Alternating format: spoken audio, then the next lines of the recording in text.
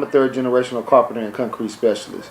My grandfather used to pour concrete in Acres Home, and used to pour concrete in it with his neighbors and everything else. He was self-taught, and he just concentrated in developing his skill as a masonry and in concrete.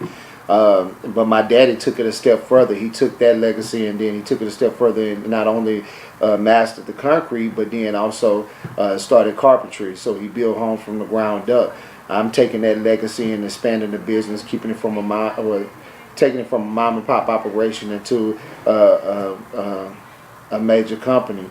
And so that's how I got started. I caught the bug from my father, and then I'm expanding on. But I took it a step further. I worked in the nonprofit sector in housing as we relate to saving people homes and property preservation and stuff. And when we went through the foreclosure property crisis, I started working with NACA, the Neighborhood Assistance Corporation of America, and we went and traveled across the country in preserving people's homes. And when I had that type of experience of going in the country, going around in the country and going to different people, communities, I noticed that one thing is that though we might talk differently, though it may be different people, different way we look, different way we talk, different things that we eat, it was still some of the similar problems of hardship, and that hardship is universal.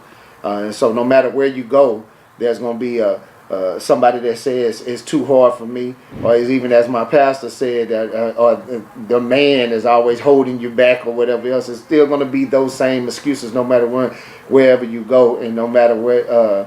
No matter what you do, you're going to still see them hardships, but you're going to also see some successes. You're going to see some people who had them circumstances and was able to get out to achieve the what we consider the impossible. And so if that's also universal. And so there has been a lot of achievement in Acres Home that we need to know about. And I believe that once we are exposed to not just the dope dealer or the pimp or just the I guess what I say the ordinary jobs, and see that there are people who came out of our community who are authors, who are politicians, who are actresses, and who are artists and everything else. Once we are exposed to more of that, then we'll understand that some people that were ordinary people have achieved some extraordinary things from our community, from your neighbor.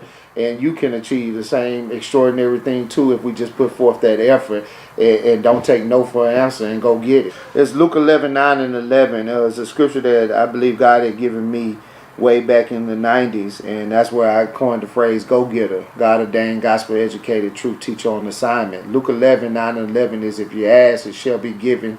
You seek, you shall find. Knocking, the door will be opening to you. It takes you to be humble to ask. But it also starts the process of you going to get it. If you're seeking, that means you have a curiosity of going out there and seeking something because you're thirsty for knowledge, you're thirsty for getting something done.